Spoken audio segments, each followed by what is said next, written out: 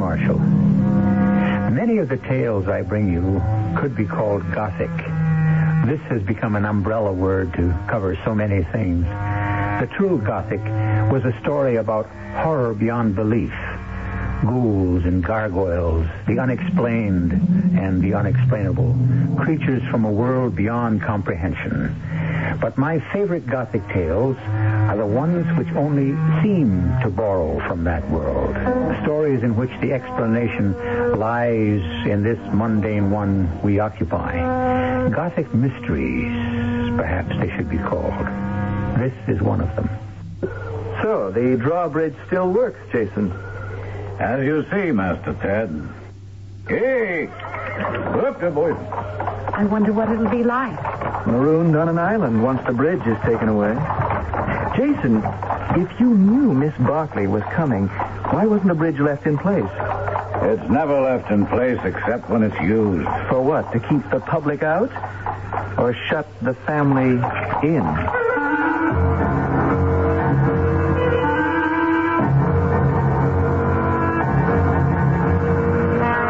Our mystery drama, The Deathly White Man, was written especially for the Mystery Theater by Ian Martin and stars Betsy Palmer.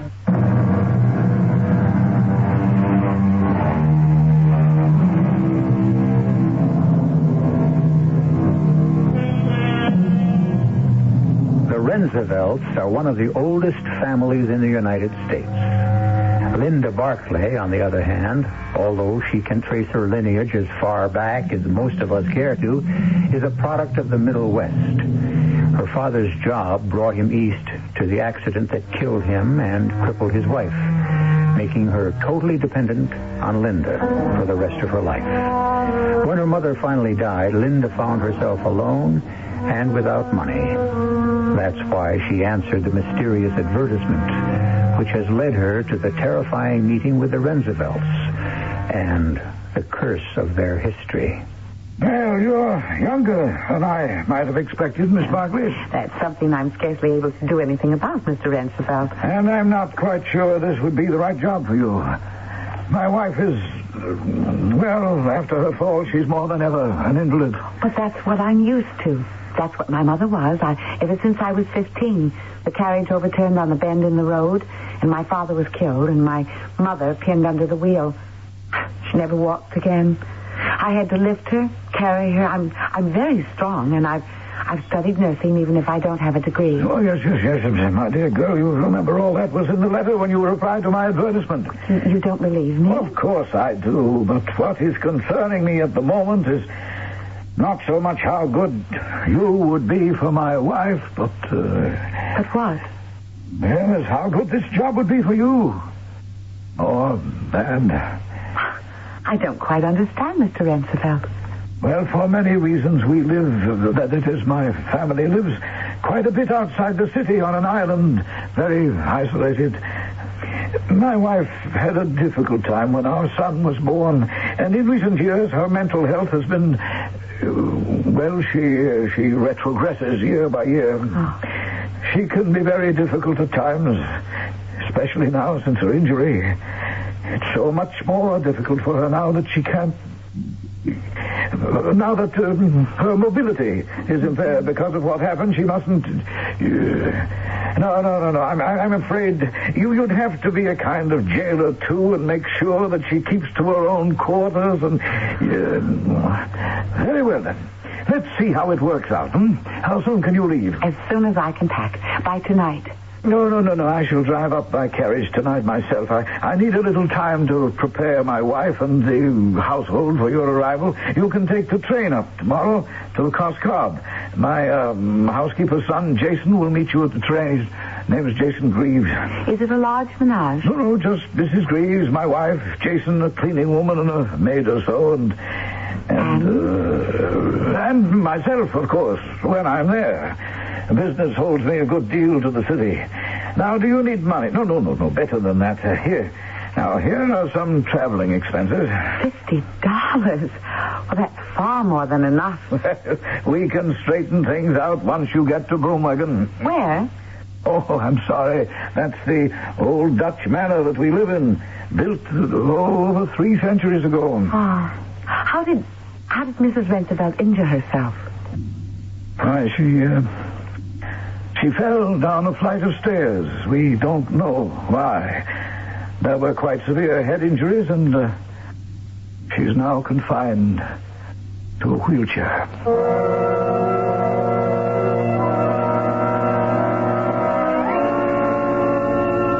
Was it the way he said it? Was it just my imagination? Or was it some extension of a secret knowledge that he didn't want to reveal to me? For just a fleeting second, I had the feeling of rat feet scampering through dark and dank cellars. And so it was, on the following day, I found myself on the wheezing, puffing, somehow very self-important New Haven train on the way to Coscob. I beg your pardon. Is this seat taken? Oh, no, it isn't. But the coach isn't very crowded. You consider me a masher? Well, after all... You don't know the New Haven. How quickly the coaches fill up. In no time, we shall be at 125th, and then in quick succession, St. Mary's Park, Tremont Avenue, Bruckner Boulevard, Pelham Parkway, and 100 others I might name. And each station, pouring onto the train, the flotsam and jetsam who are fleeing the city. And your endeavor, since the car is practically empty at the moment except for us, is to protect me from this possible flotsam and jetsam. Not at all. I just happen to think you're the most attractive woman I ever remember seeing, and I'll happily make up any excuse to sit with you. I really can't think of one that's good enough. No, come on. How far are you going? Not nearly so far as you might like. Coscob. Well, now there's a coincidence. The same stop as myself. I'm on my way up to, actually, it's a highly penitential journey. I'm on the way up to see my mother. If you know Coscob, you should know or have heard of my mother. Her name is Mrs. Carter Roosevelt. I looked at the handsome young man standing beside me, his gloves and his fedora held casually, but so stylishly. His hair a light brown and wavy, his eyes a deep, almost steel blue. And as I looked, a wave of what? Anticipation, pleasure, excitement, or perhaps something even stronger welled up in me, constricting my throat. Did you hear me? Yes, of course. I get the impression you did recognize my mother's name. Oh, indeed I did. Then do I pass muster, and may I sit down? I'm sorry. Please do sit, Mr. Roosevelt. At last. What a relief. I didn't mean to keep you standing so long. My dear young lady, it's no relief to be off my feet. I was swept from them the moment I saw you. The relief is that you did not deny me your company. I could scarcely do that to my employer's son. What? I've been engaged by your father to be nurse to your mother at Broomwagon. My name is Linda Barclay. Didn't your father tell you about me? My father and I, Miss Barclay, are not on speaking terms. You said nurse? Tell me, is my mother worse? What does she need a nurse for? Well, I understand she had a fall. Mother? That's strange. A fall. How? Who was with her? I really don't know the details. I believe Mrs. Greaves or her son Jason found her. Mrs. Greaves? Is she back? What happened to Bunty? Bunty? Bunty, yes, Bunty. She was our housekeeper all the years I was growing up. She was almost more of the... Mrs. Bunter, her name was. She was a darling. Did she die? I don't know. I hope not. And my mother, how badly hurt is she from the fall? I can't answer. I believe she had an injury to her head and is in a wheelchair. Oh, no. A moment or so ago, after I met you, I wanted this pokey old train to take all the time in the world or even break down. Now I can't wait for it to get to Broomwagon. I'm aghast and feeling old ghosts are abroad again. If you'll excuse me, I think I shall repair to the bar car. As abruptly as he had appeared, he was gone. I remained looking after him for a long while, the passing countryside forgotten as my mind was filled with speculation. Jason Greaves was taller than my employer's son and heavy and dark and powerful looking. but his teeth had been startlingly white against his swarthy complexion as he greeted me with a smile that faded as quickly as it had come when he saw Mr. Roosevelt Jr. Now, riding in a carriage from the station, I was painfully conscious of powerful undercurrents of feeling between these two men. It was obvious that they disliked each other, but it seemed to be more from instinct than from acquaintance. Oh. There we are. And here we are. That's broom wagon over there on the island, perched high on the rocks. But it's a real island. Open water all around. Oh, what happened to the bridge? Must we go by boat? Well, Jason, must we, or is it out of service again? No, Mr. Roosevelt. I keep it in service or out of service as is indicated. Excuse me a minute. Where's he gone? Oh, you'll see, to the bridge house over there. One at each end of the bridge can be operated from either side. I don't see any bridge. You see what looks like a dock? Over on the island side. Yes. Now watch it. It's hinged in the middle and operated partly by hydraulics, partly by the set of the tide, and part by counterweight. See? Look at that. It opens just like a huge arm. And when it's straight, it reaches from shore to shore. Some people, like my father, who belongs back in the Middle Ages, must have their precious privacy at all costs. Look at that nonsense. It's ingenious, isn't it? It's incredible. Like the man who spawned it. And the rest of our private brood, whom you were about to meet. Unless you want to fly now while you still have the chance, Miss Barkley. I don't know what you mean. Well, I'm not sure I do myself. It's just a feeling I have about my dear ancestral birthplace. So, the damn thing still works, Jason. As you can see, Master Ted. As long as you know how to handle it. Hey! Up there, boys. Don't look so scared, I'm Linda. not scared. Jason, why the devil, if you knew Miss Barkley was coming, even if you didn't know about me, didn't you leave the bridge in place? Mr. Roosevelt's orders. It's never left in place, except when it's to be used. By whom? By whoever is authorized. But the question really is, old Beetlebrow, what is its real purpose? To keep the public out or to shut the family in? I slid a sideways look at this handsome young man beside me whose moods changed like a chameleon. And inside I felt a cold and icy shudder. I wanted to cry out, "Take me back!" But we were already over the bridge and on our way up the steep driveway that wound its way up to that great dark house. In the gathering dark, it loomed like some huge monster, and I had a feeling of terror lurking in and around it, and unnamed things that cried out in the night.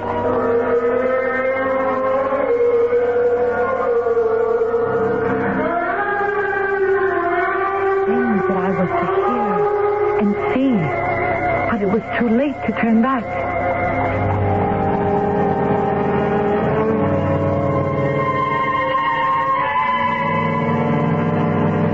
Dear me. Now, mark you, the ladies in these old Gothic mysteries did have a penchant for, or a habit of, overstatement. But in Linda's case, well, I shall leave you to judge that for yourselves with Act 2.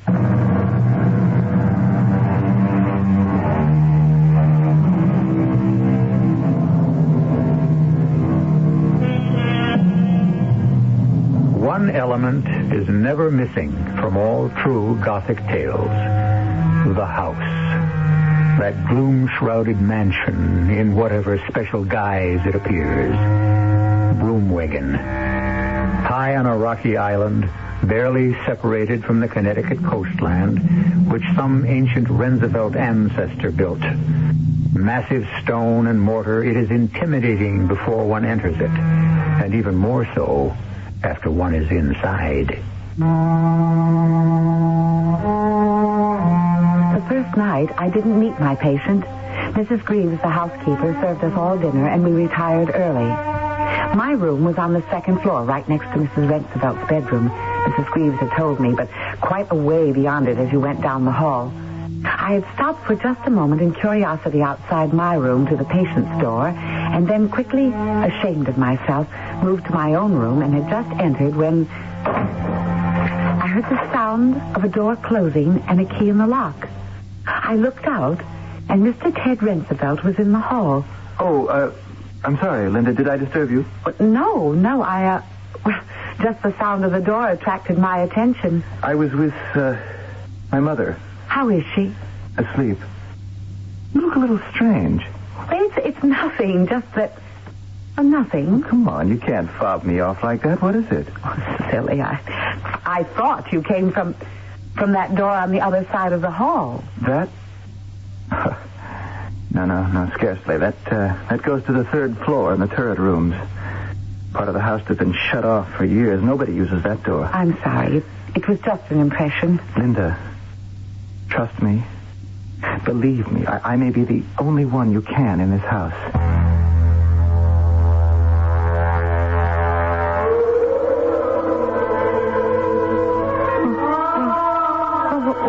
What is...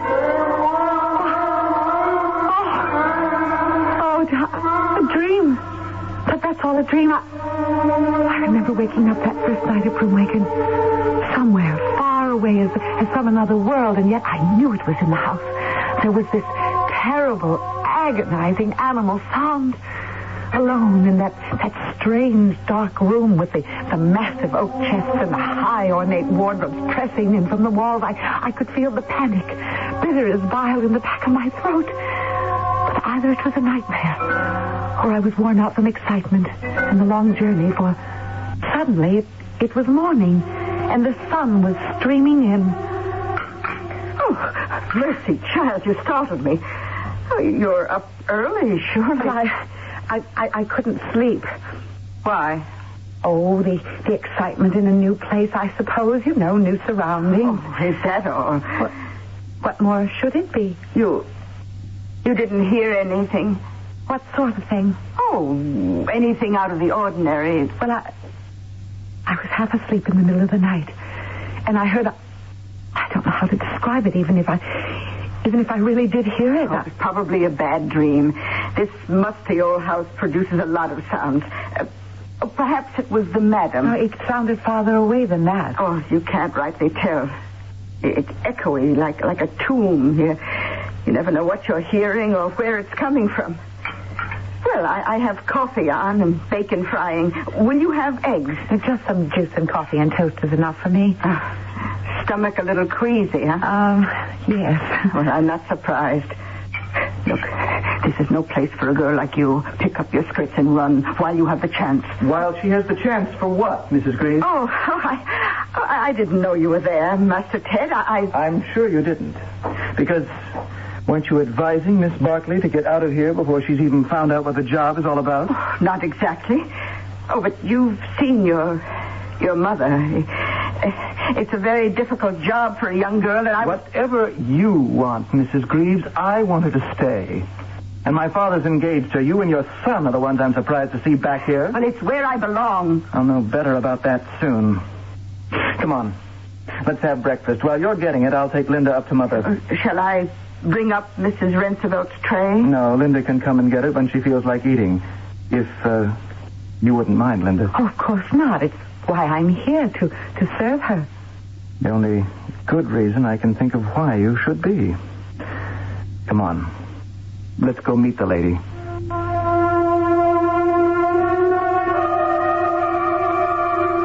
I don't know what I expected, but certainly not what I saw. A bright, pert little woman with eyes as bright and darting and alive as a bird, who may have been in a wheelchair, but didn't look confined to it at all. At least, that was my first impression. But it didn't take long to change it. It was all a mask. This was a woman broken by life, terrified of something total and nameless, locked in a silent cage where no birds could sing, not even herself. Mother, it's Ted again. She's trying to say something, Ted. What? I don't know. I wish to God I did. Mother, I want you to meet Miss Linda Barclay. Yes, she's come to take care of you. How do you do, Mrs. Rensefeld? I hope I can be of help. Is there anything I can get you? That's right, yes, to help you. That's as far as our conversation went.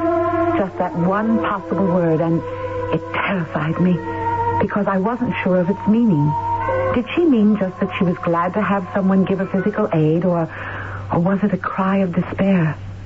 Or was it my imagination being too lively? At any rate, Ted didn't seem to share my apprehensions as he walked me downstairs so that I could fetch the tray for Mrs. Rensefeld's breakfast. This damn flagstone staircase, dangerous as hell.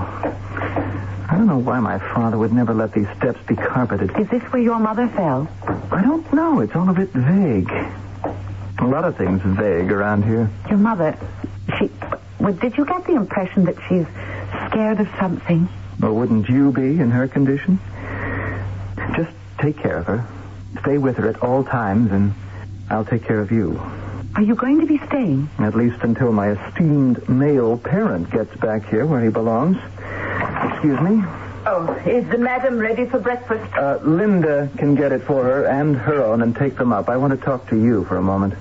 I'll prepare the breakfast. Mrs. Greaves, what happened to Bunty? Why, she was a very old woman after all, Mr. Rensefeldt. She just died. How? In her sleep. We found her dead in her bed. We?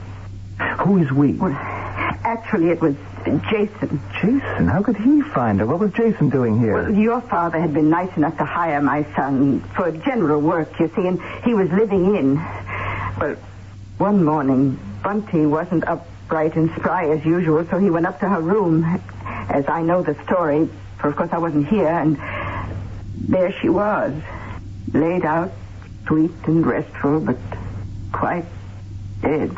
I wish I'd known. It's quite a shock to me to learn it this late. Oh, but I thought you did. Jason said you were up here the very night she died in Kaskar. Oh, I was, but the damn bridge was sewed up tight. I couldn't seem to attract anyone's attention. So I had to go back to New York. Oh, well, didn't your father tell you? My father and I haven't talked since... Yeah, perhaps you're right. I suppose family skeletons are best left in the closet. Except what? They ought to be kept in the family and not involve any more people than already have to live with them. I couldn't help overhearing most of the conversation, and especially that last. For while I kept myself busy at the stove, my eyes glued to making toast and eggs and so forth, I was only too aware that Ted's eyes, at least, were looking towards me. What is it they're all afraid of, I kept thinking to myself. Not only then, but through the rest of the day and the days that followed. Until a special night. Not so much later when I woke up in my own bed hearing... Yes. What is it? I saw you walking in the garden. Help me.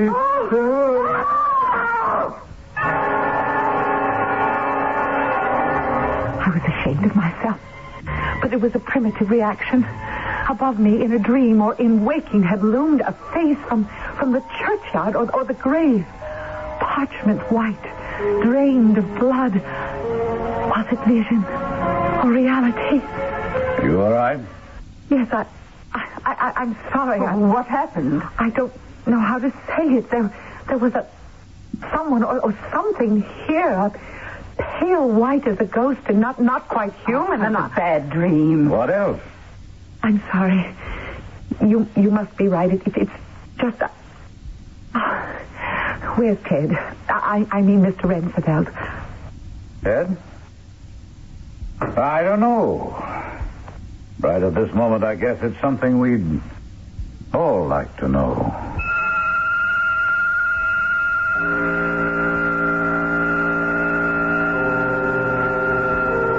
So there we have the Gothic premise. What has this sweet, innocent young girl got herself entangled in?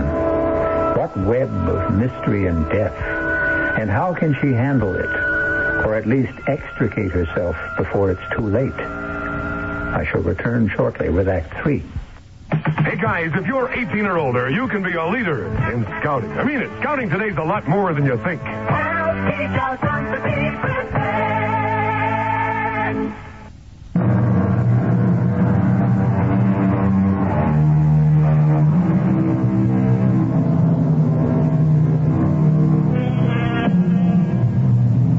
As in all good Gothic mysteries, it is question time now. How did Mrs. Bunter, the former housekeeper, really die?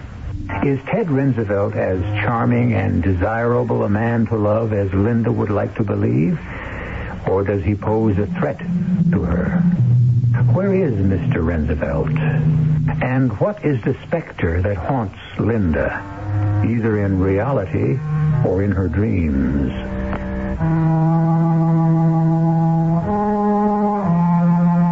The following days were the strangest of my life. There seemed to be a conspiracy of silence about Broomwagon. Poor Mrs. Roosevelt was held helpless, unable to speak, though often watching her eyes, I was sure she wanted to. For days now she had been confined to her bed. Ted had disappeared mysteriously, and I even had the idea that Jason and his mother didn't know whether he was on the island or, if he wasn't, how he had gotten to the mainland. I had no further visits from the white man or dreams, and I went about my daily tasks in a sort of stupor. Till at last I couldn't stand it, and I followed Jason down into the cellar one day. Who is it?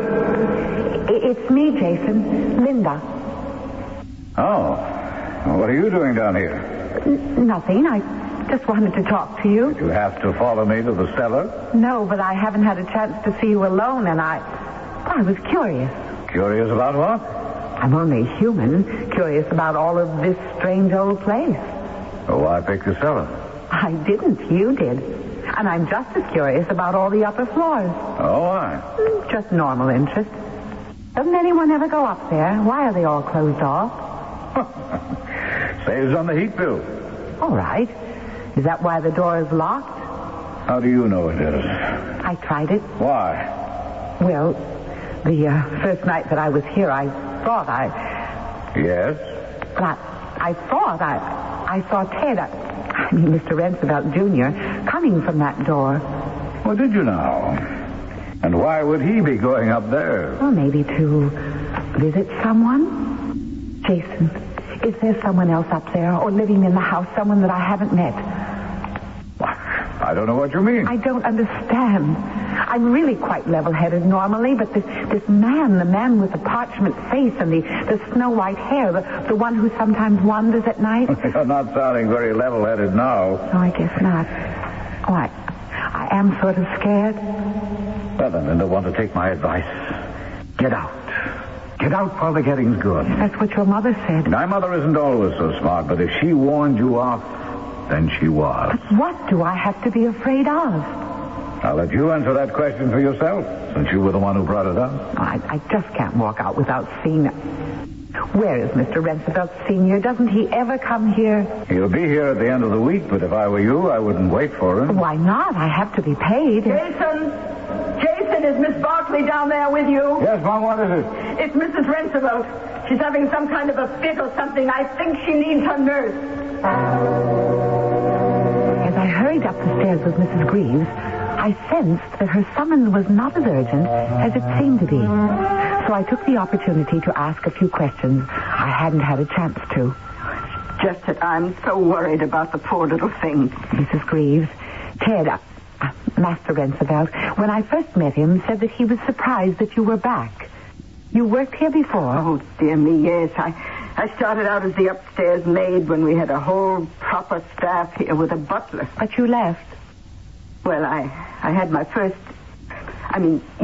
Jason to bring up, and when his father left us, I had to be home with him. You started to say you were first.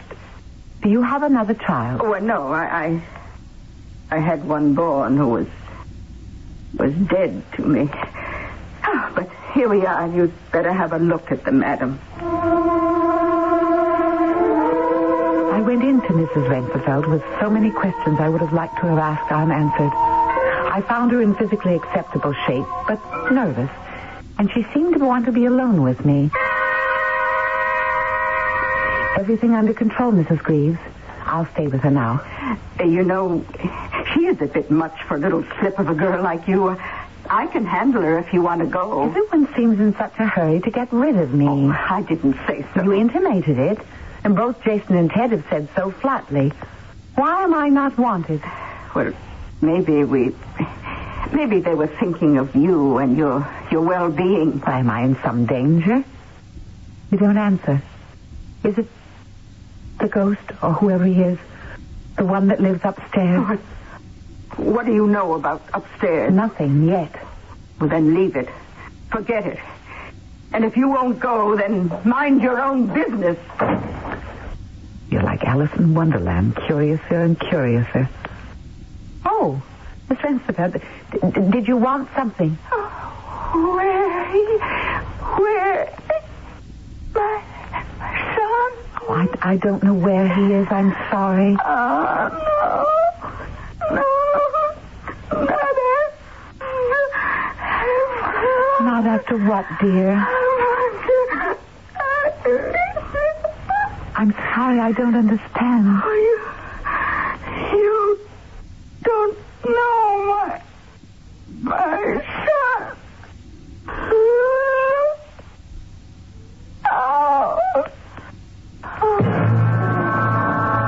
A sigh, she sank back on the bed. I took her pulse, checked her blood pressure, her heart.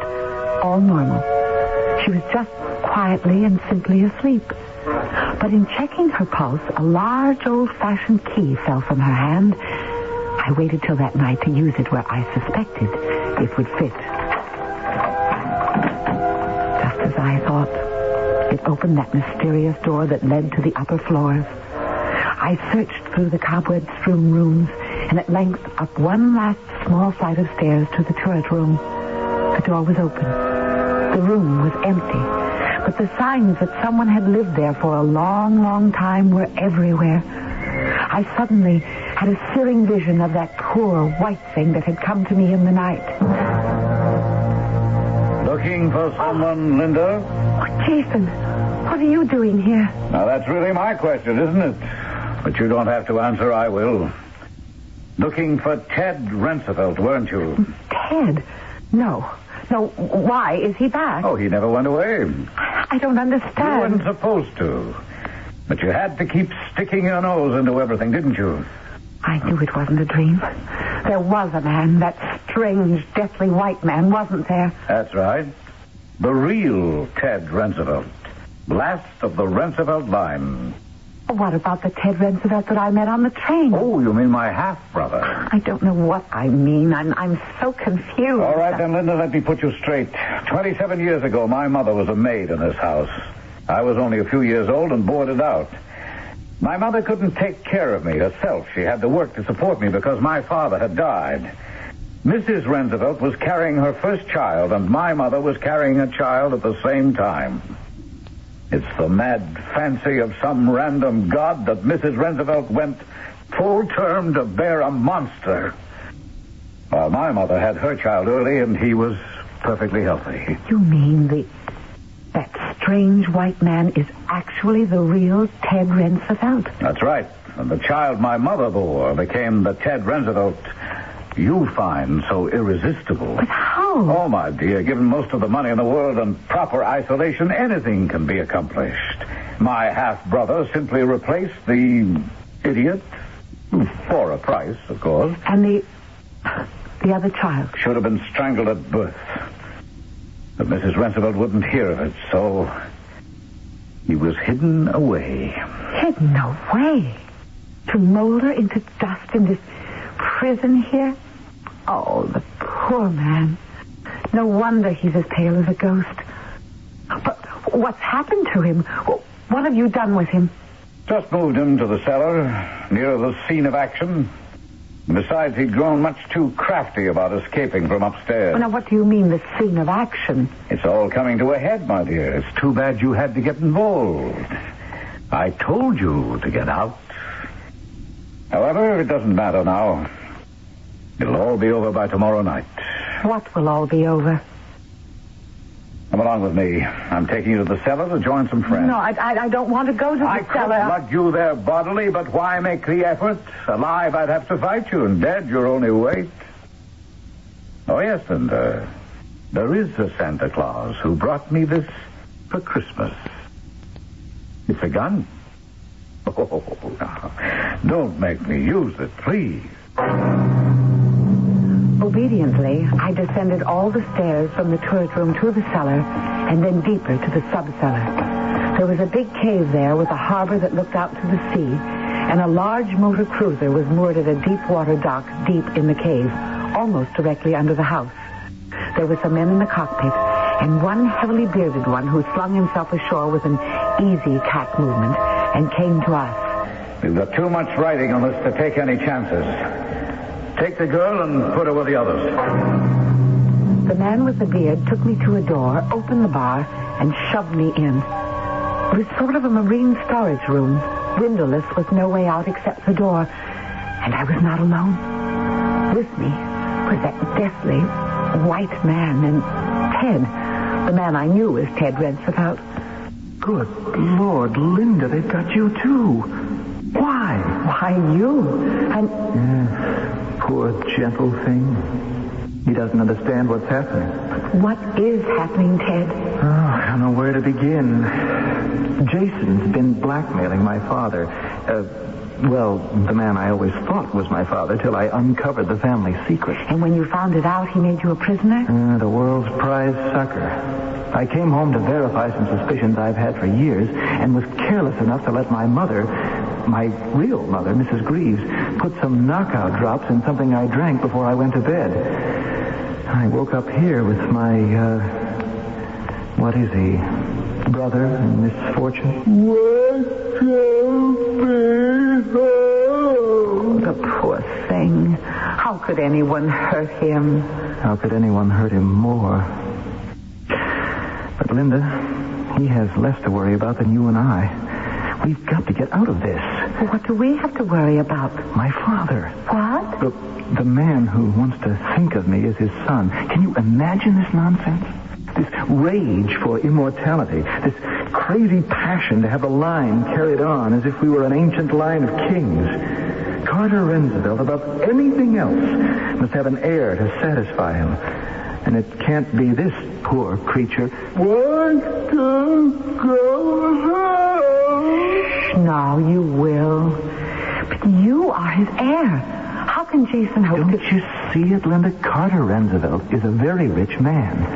He's on his way here with a ransom to free me as of this moment. But that doesn't work. I mean, even if he pays it, the whole idea of kidnapping, extortion, whatever you want to call it, is that the criminal has to be anonymous. Now, if everyone knows it's Jason... Then, everyone who's a witness against him, including the old man, can't be around to testify. Well, that means all of us. How? That's how I got caught and put away. See, he has this whole place mined. He can blow Broomwagon sky high with one touch on the button. And he has his ship standing by to escape on. Well, how do we stop him?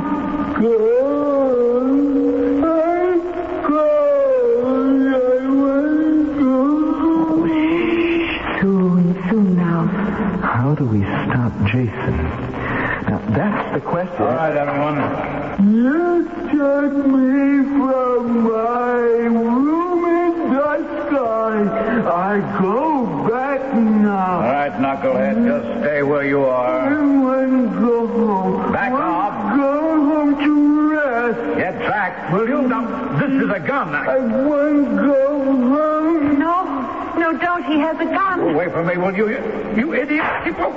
Ooh, pain. Got pain. You did that. Oh, my wrist. No, stop me. Get your hands off my throat, you. No. Stay back, Linda. I'll get the gun. Linda, are you all right? Yes, but he's still choking him. Get his fingers off Jason's throat. I can't. They're locked tight. Well, it won't make any difference. His pulse is gone. I guess that poor white man didn't know his own strength. He strangled him? Partly. But first, I think he broke his neck.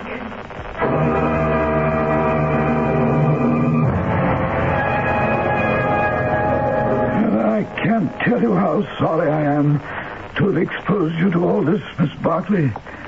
When I hired you, I had no idea. Please, Mr. Roosevelt, don't worry about me. Thanks to my adopted son and you, good luck. I have few worries anymore. Jason is dead, his gang dispersed, and my poor unfortunate son is better off dead. For the first time in 27 years, my wife can know a little peace. Now, my dear, what can I do for you who seems to have been a lucky charm in return? Well, let me ask that question, Dad. Linda, I wanted to ask it the first day on the train. Will you marry me?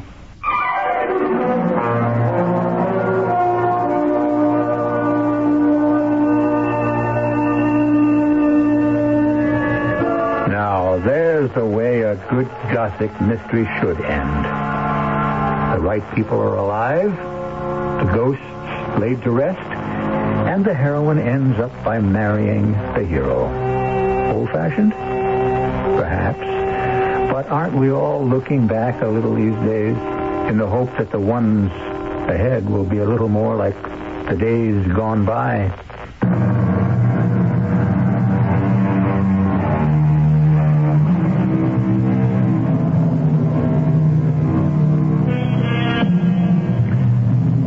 The guilt and the long agony of knowing she had concealed her real son brought freedom to Mrs. Roosevelt.